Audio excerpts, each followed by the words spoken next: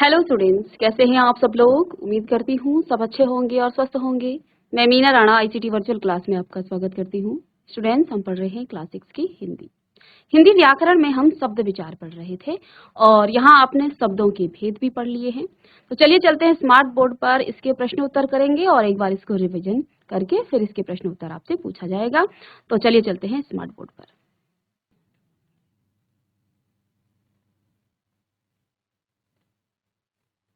चलिए, तो स्टूडेंट्स यहाँ हमने आपको कुछ प्रश्न है यहाँ पर आपको दिए गए हैं और यहाँ हम शब्द विचार को पढ़ चुके हैं। इससे पहले एक रिवीजन करेंगे, क्विक रिवीजन। और यहाँ आपने क्या क्या चीजें पढ़ी हैं। आपने वर्णों के सार्थक समूह को शब्द कहते हैं, ये हमने आपको पढ़ाया।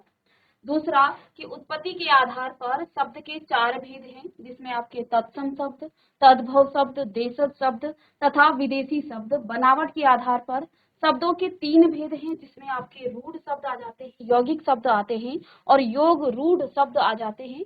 और प्रयोग के आधार पर शब्द के 2 भेद हैं, जिसमें आपके विकारी शब्द और अविकारी शब्द आ जाते हैं। विकारी शब्द 4 प्रकार के होते हैं: संज्ञा, सर्वनाम, विशेषण और क्रिया। इसी प्रकार से जो अविकारी शब्द हैं वो भी 4 प्रकार के होते हैं, जिसमें आपके क्रिया विशेषण, संबंध बोधक, समुच्चय बोधक और विस्मयादि बोधक। अविकारी शब्दों को अव्यय भी कहते हैं। अब यहीं से हम आगे व्याकरण का इन्हीं टॉपिक से उठाएंगे। आगे आप संज्ञा, सर्वनाम, विशेषण, क्रिया, क्रिया विशेषण, संबंध बोधक, समुच्चय बोधक और विस्मयादि बोधक, इन सभी के बारे में आगे जो है आप व्याकरण में पढ़ेंगे। व्याकरण क्या है बच्चों? व्याकरण से आप किसी भी, चाहे वो किसी आपकी अंग्रेजी का हिंदी में आप व्याकरण पढ़ते हैं, अंग्रेजी में आप ग्रामर पढ़ते हैं, तो वहां पर किसी भाषा को शुद्ध बोलने, लिखने और उसको जो है शुद्ध उच्चारण करने में जो है व्याकरण हमारी मदद करता है। वैसे तो आप भाषा को अनुकरण के माध्यम से सीख सकते हैं और आप सीखते भी हैं। जब व्यक्ति जो है, कोई बच्चा पैदा होता है तो वो धीरे धीरे जो है जिस भी माहौल में, अब ये नहीं है कि वो हिंदी में है, अगर वो किसी भी, जो भी उसके माता पिता, उसके चारों तरफ जिस प्रकार की भाषा बोली जाती है वो जो है स्वतः ही सीख जाता है अनुकरण के माध्यम से। क्योंकि मनुष्य में जो है अनुकरण का गुण होता है, वो जो है नकल करता है एक दूसरे को देख करके। तो कहते हैं ना, माहौल जैसा होगा बच्चा वैसे ही बनता है। तो हम हमारे चारों तरफ जिस प्रकार की भाषा होगी, आपकी मातृभाषा, आप गढ़वाली में बोल रहे हैं तो आप कुमाऊं में बोल रहे हैं, तो आपको जो है जिस भी, जैसा भी आपको माहौल मिलता है, जैसे भी भाषा में आपके माता पिता, आपके भाई बहन, आपके चारों तरफ जिस भाषा का प्रयोग होगा, आप उसी भाषा को स्वतः ही सीख जाएंगे। लेकिन किसी भाषा को शुद्ध रूप से कैसे बोला जाता है, कैसे लिखा जाता है, कैसे आप उसे पढ़ते हो, उसका उच्चारण कैसे करते हैं, इन सब बातों की जानकारी हमें हिंदी व्याकरण से मिलती है। तो अब किसी भी भाषा को सीखने के लिए सबसे पहले जो छोटी इकाई होती है वो होती क्या है? सबसे छोटी इकाई है भाषा की वर्ण।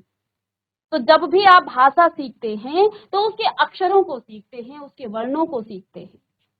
वर्ण के बाद आप जब वर्णों को सीख लेते हैं, फिर आप जो है किसे सीखते हैं? वर्ण के बाद आप सीखते हैं शब्द को। जब आपको, हमने वर्णों को आपको हमसे बताया कि वर्ण क्या है, हिंदी व्याकरण की हम बात कर रहे हैं। वर्णों के मेल से आपके शब्द बनते हैं, शब्दों के मेल से आपके वाक्य बनेंगे और वाक्यों के मेल से आपकी भाषा बन जाएगी। क्या बन जाएगी? भाषा बन जाएगी। तो किसी भाषा को सीखने के लिए वर्ण, शब्द और वाक्य की आवश्यकता पड़ती है और तब जाकर के आप उस भाषा को बोल पाएंगे। जब आप वाक्यों को बनाना सीख जाएंगे, वाक्यों को बोलना सीख जाएंगे, वाक्यों को लिखना सीख जाएंगे, तो आप उस भाषा को सीख पाएंगे। ठीक है। अब ऐसे तो हमें सब कुछ पता है, लेकिन हम हिंदी व्याकरण से जो है उसको, कौन से शब्द क्या है, उनके परिचय कैसे करते हैं। आगे आप 9th क्लास में शब्द पद परिचय पढ़ेंगे। तो किसी भी वाक्य में जो है कोई शब्द है तो उसका क्या पद परिचय है, उस वो संज्ञा है, सर्वनाम है, विशेषण, उसका लिंग क्या है, वचन क्या है, वो किस प्रकार का शब्द है, विकारी है, अविकारी है। तो यहीं से हमें सीखना है क्लास 6 से ही। तो देखिए, हम यहाँ शब्द विचार के बारे में, तो एक बार आप देख लीजिए शब्द विचार। शब्दों को तोड़ना सिखाया है आपको, वर्णों का विच्छेद करना भी आपको सिखाया है वर्ण विचार में। तो कोई शब्द है उसको आप तोड़ेंगे वर्णों में। ठीक है। तो वर्ण भी आपके देखिए, एक तो स्वर रहित होते हैं और एक स्वर सहित होते हैं। ठीक है ना। जो आपके व्यंजन हैं वो स्वर रहित और स्वर सहित अलग अलग, और जब उसमें स्वर नहीं होता है तो हलंत होता है। स्वरों के अलावा वर्ण व्यंजनों की हम बात कर रहे हैं, स्वरों में हलंत नहीं होता है। तो जैसे खरबूजा था, भेड़िया था और बस्ता, हमने इनका क्या किया है, यहाँ पर इनको वर्णों में तोड़ा है। ठीक है, तो इस प्रकार से यहाँ क्या एक जो है यहाँ पर संक्षेप में हम इसे कहेंगे कि वर्णों के सार्थक मेल को शब्द कहते हैं। अब सार्थक क्यों कहा, क्योंकि सिर्फ वर्णों के मेल को आप शब्द नहीं कह सकते। ऐसा नहीं कि किसी भी वर्ण को उठाया और मिला दिया और कह दिया ये शब्द हो गया, ऐसे नहीं। सार्थक शब्द यहाँ पर बहुत जरूरी है, क्योंकि उस शब्द का यदि कोई अर्थ नहीं है, वर्णों का यदि कोई अर्थ नहीं है, वर्णों को जोड़ दिया आपने और कह दिया ये शब्द है, ऐसा नहीं। ऐसा नहीं कह सकते कि वर्णों के मेल को हम शब्द कहते, वर्णों के सार्थक मेल को, क्योंकि उसका अर्थ होना चाहिए, नहीं तो वो आपका शब्द नहीं कहलाएगा। इसी प्रकार से भाषा, हिंदी भाषा में शब्दों के 3 आधारों पर बांटा गया है। शब्दों को भी 3 आधारों पर बांटा गया है। कैसे कैसे शब्द होते हैं। सबसे पहले आधार है उत्पत्ति के आधार पर, कि कोई किसी शब्द की उत्पत्ति कहाँ से हुई है। ठीक है, चलिए जिन बच्चों ने नहीं लिखा है वो इसे लिख लीजिएगा। उत्पत्ति के आधार पर, बनावट के आधार पर, प्रयोग के आधार पर, इन 3 आधारों पर शब्दों के भेद किए गए हैं। जिन बच्चों ने नहीं लिखा है इससे पहले प्रीवियस लेक्चर में, अगर आप नहीं थे तो आप लिख लीजिएगा।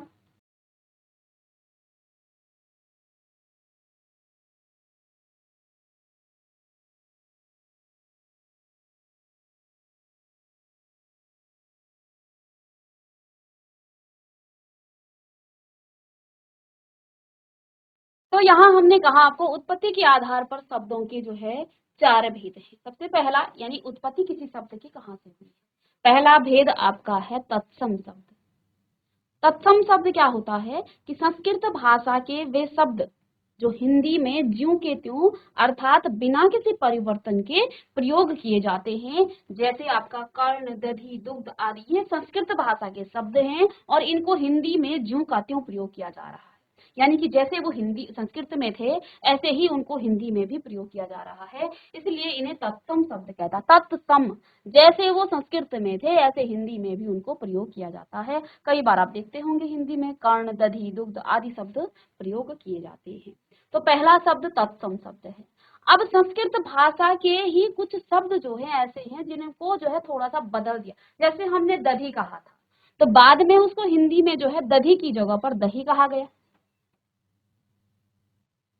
ठीक है, दधि की जगह पर दही कहा गया। तो दही में हमने परिवर्तन कर दिया, तद्भव। तो जिन शब्दों में परिवर्तन किया जाता है ये भी संस्कृत भाषा के ही, लेकिन जैसे वो संस्कृत में थे अब वो वैसे नहीं है, उनमें थोड़ा सा बदलाव किया गया है और हिंदी भाषा में तब जाकर के प्रयोग किया गया है। अब ये आपके तद्भव शब्द कहलाते हैं। ठीक है, तो जैसे यहाँ पर आपका तत्सम है सूर्य और तद्भव है सूरज। स्वर्ण सोना, दधि दही, हस्त हाथ, ग्राम गांव, रात्रि रात, दंत दांत, मुख मुंह, घोटक घोड़ा, सर्प सांप, आम्र आम, दुग्ध दूध, मयूर मोर, घृत घी, कर्ण कान, सत्य सच, अग्नि आग, चंद्र चांद, ये सभी तत्सम शब्दों के तद्भव बनाए गए शब्द हैं। नहीं आपने नोट डाउन किया है तो आप नोट डाउन भी कर सकते हैं। नेक्स्ट यहाँ पर आपका तत्सम और तद्भव के बाद देशज शब्द है। अब देशज क्या होता है, देशज का अर्थ है देश में उत्पन्न। तो कुछ शब्द ऐसे हैं जो देश के भिन्न भिन्न क्षेत्रों की आम बोलचाल की भाषाओं से हिंदी में आ गए हैं।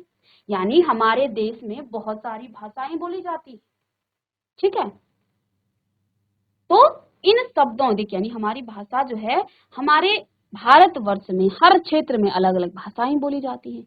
इन्हीं जो क्षेत्रीय भाषा है, हमारी जो क्षेत्र आम बोलचाल की जो भाषा है उनसे कुछ शब्द उठाकर हिंदी में प्रयोग किए जा रहे हैं। हिंदी में भी उनको वैसे ही प्रयोग किया जाता है। तो ऐसे शब्दों को हम देशज शब्द कहते हैं। जी हाँ, क्योंकि ये हमारे देश की ही भाषा के कुछ शब्द हैं, ऐसे शब्दों को हम देशज शब्द कहते हैं। अब इसके बाद आता है विदेशी शब्द। तो जो शब्द दूसरे देशों की भाषाओं से आकर के हिंदी भाषा में घुल मिल गए हैं विदेशी शब्द कहलाते हैं, जैसे डॉक्टर, रुमाल, अलमारी आदि। बनावट के आधार पर शब्दों के 3 भेद हैं। सबसे पहले रूढ़ शब्द, यौगिक शब्द और योग रूढ़। अब हम बनावट देखेंगे शब्दों की। देखिए रूढ़ शब्द क्या होता है, जिन शब्दों के टुकड़े नहीं किए जा सकते रूढ़ शब्द कहलाते हैं। जैसे घर, बस, कार, नाव, दाल आदि शब्द जो है आपके क्या है, रूढ़ शब्द है। नेक्स्ट आपका यौगिक शब्द क्या है, कुछ शब्द ऐसे होते हैं जो दो सार्थक शब्दों से मिलकर बने हैं और जिनके सभी टुकड़ों के अर्थ होते हैं, उन्हें यौगिक शब्द कहते हैं। जैसे आपका पाठशाला, रेलगाड़ी, रसोई घर, नीलकमल आदि शब्द आपके क्या हैं, यौगिक शब्द हैं। और तीसरा है आपका योग रूढ़।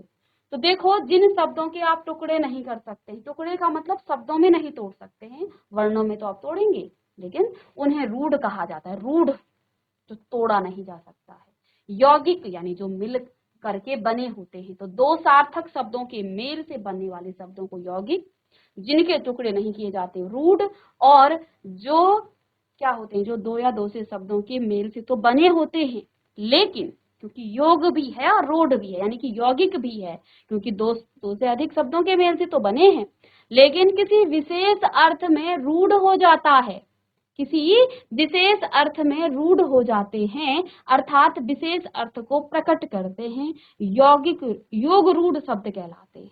जैसे पाठशाला, पाठ को अलग कर दी, शाला को अलग कर दी, ठीक है,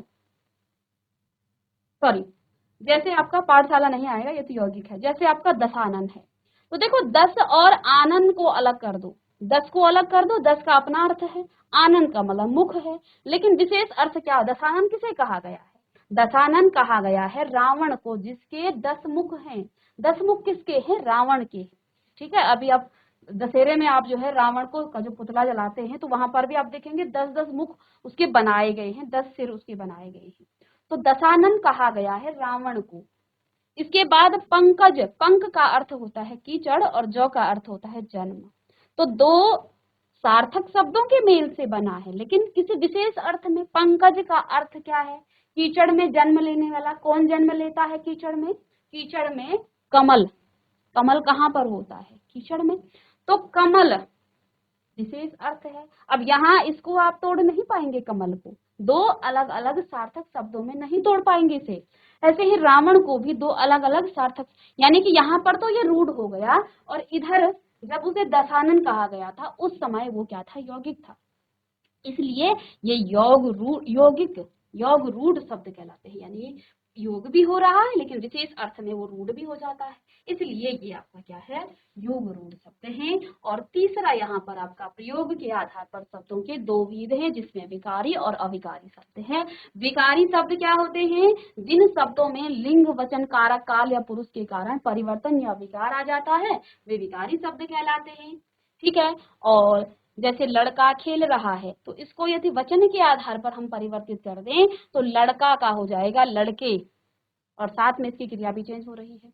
तो यहाँ पर देखिए ये शब्द आपके क्या हो रहे हैं, इनमें परिवर्तन आ रहा है, विकार आ रहा है। किस आधार पर, वचन।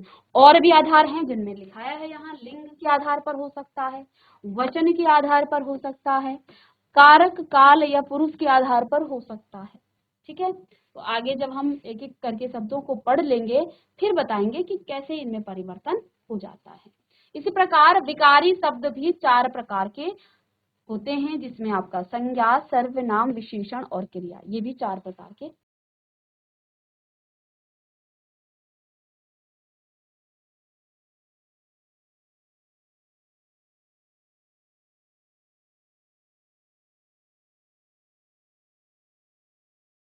चलिए अब इसी में आपका अविकारी शब्द 2 प्रकार के होते हैं आपके, ठीक है। तो इसमें अविकारी शब्द जिन शब्दों में लिंग, वचन, पुरुष, कारक या काल के कारण कोई परिवर्तन नहीं होता है, वो आपके क्या कहलाते हैं, अविकारी शब्द, या इन्हें अव्यय भी कहा जाता है। साथ में जैसे यहाँ कुछ शब्द दिए गए हैं, तथा और, लेकिन अब देखो तथा का आप लिंग, वचन, कारक कुछ भी चेंज नहीं कर सकते हैं, और है तो वो एक वचन, बहुवचन सब में एक और ही होगा, ठीक है। लेकिन है तो एक वचन और बहुवचन सबके लिए, या लिंग में परिवर्तन करने पर लेकिन में कोई परिवर्तन नहीं होगा। मैं कल कहूं तो कल को आप कलो या वचन के आधार पर या लिंग के आधार पर परिवर्तित नहीं कर सकते हैं, तो इन शब्दों में परिवर्तन नहीं किया जा रहा जाएगा, ठीक है। ये इनमें विकार नहीं आता है, अविकारी, इनमें परिवर्तन, विकार का मतलब परिवर्तन, कि हमने पूरे वाक्य का लिंग परिवर्तन कर दिया तो उसमें परिवर्तन आ गया, इनमें परिवर्तन नहीं आएगा, यह विकारी कहलाते हैं। इसके भी 4 प्रकार हैं, क्रिया विशेषण, संबंध बोधक, समुच्चय बोधक और विस्मयादि बोधक। तो ये था, हमने इसका रिवीजन भी किया है। चलिए इसके जल्दी से कुछ प्रश्न हम यहाँ पर लिख लेते हैं, इसके बाद शब्द विचार आपका कंप्लीट हो जाता है। तो यहाँ शब्द विकल्प चुनना है आपको, सही विकल्प। और अब आप बताएंगे मुझे कि वर्णों के सार्थक मेल को कहते हैं, क्या कहते हैं? शब्द कहते हैं, लिपि कहते हैं या भाषा?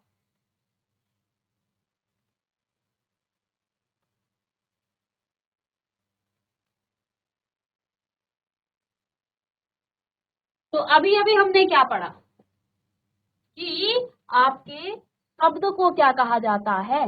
वर्णों के सार्थक समूह को शब्द कहते हैं। यहां पर आप टिक मारेंगे, ठीक है।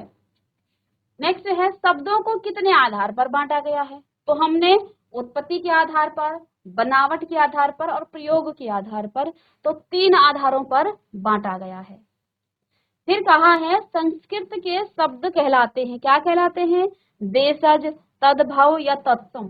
तत्सम जैसे थे, तो जब हम संस्कृत के भाषा के शब्दों को हिंदी में ज्यों का त्यों प्रयोग करते हैं तो उसे हम तत्सम कहते हैं, तत्सम। और जब परिवर्तन करते हैं तो तद्भव कहते हैं। आम बोलचाल की भाषा से आए शब्द क्या कहलाते हैं? जो हमारी आम बोलचाल की भाषा है उसे हम कहते हैं देशज शब्द, यानी जो हमारे देश में उत्पन्न हुई है शब्द। और इनमें विकारी शब्द क्या है? क्रिया विशेषण, क्रिया या समुच्चय बोधक। तो हमने 4 भेद पढ़ाए थे। तो क्रिया आपका क्या है? विकारी है। सॉरी, ये तो इसमें नहीं आएगा, नेक्स्ट में। यहाँ क्रिया आपका क्या है? विकारी शब्द है, इसमें परिवर्तन आ जाता है। अब यहाँ कुछ प्रश्न आपके लिए हैं जिसमें आपने इनका तद्भव रूप, मैंने आपको ऊपर लिखाया था तद्भव रूप, तो आप क्या करेंगे? इन तत्सम शब्दों को लिख लीजिएगा, इनका तद्भव रूप आपको करके लाना है। ऊपर हम लिखा चुके हैं, 2 बार आपको पढ़ा दिया है, तो अब आप इसे लिखें। और इनका मयूर का, घृत का, दंत का, दधि का, सूर्य का, कर्ण का, ठीक है। चलिए जल्दी से इनको नोट करें।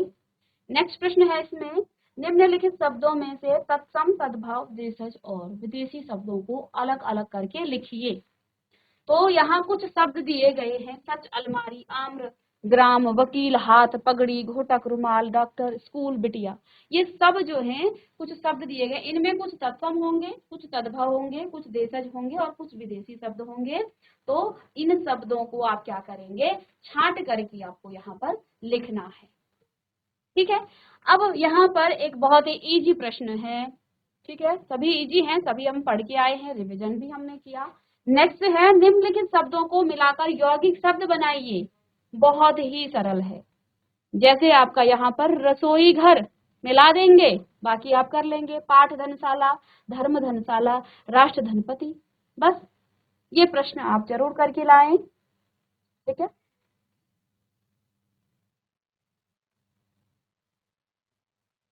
तो इन सभी को आप लिखें।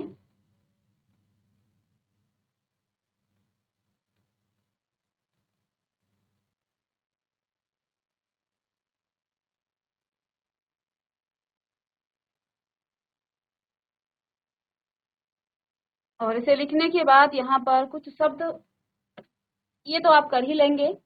ये यहाँ एक पहेली दी गई है, ठीक है। इस पहेली से तत्सम, तद्भव और विदेशी शब्द छांट कर आपको लिखना है। अब जैसे यहाँ पर आपका क्या है? दधी, ठीक है। दूसरा शब्द आपका खत हो गया है, ठीक है। और खेत हो गया है, घर हो गया है ना। और साथ में नम्र या सर्प हो गया है, ऐसे ही, ठीक है। आम्र हो गया है आपका, ठीक है। दुग्ध हो गया है, पक्षी हो गया है, ठीक है। फिर नाक शब्द हो गया है, कार हो गया है, ठीक है। कृषि, तब, ठीक है। और ये यहाँ कुछ शब्द हैं, शब्दों को हमने सर्कल कर दिया है, हो सकता है कुछ और शब्द बन रहे हों, ठीक है, तो उनको भी आप बना सकते हैं।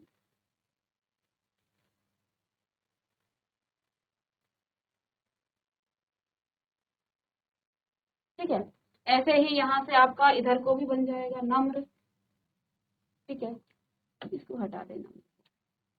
चलिए, तो इन शब्दों को आप यहाँ पर तत्सम, तद्भव और विदेशी शब्दों को छांटिए, ठीक है। चलिए,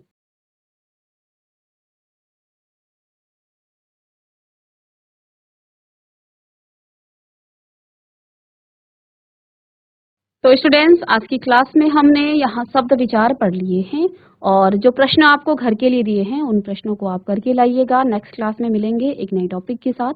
तब तक के लिए thank you and have a nice day.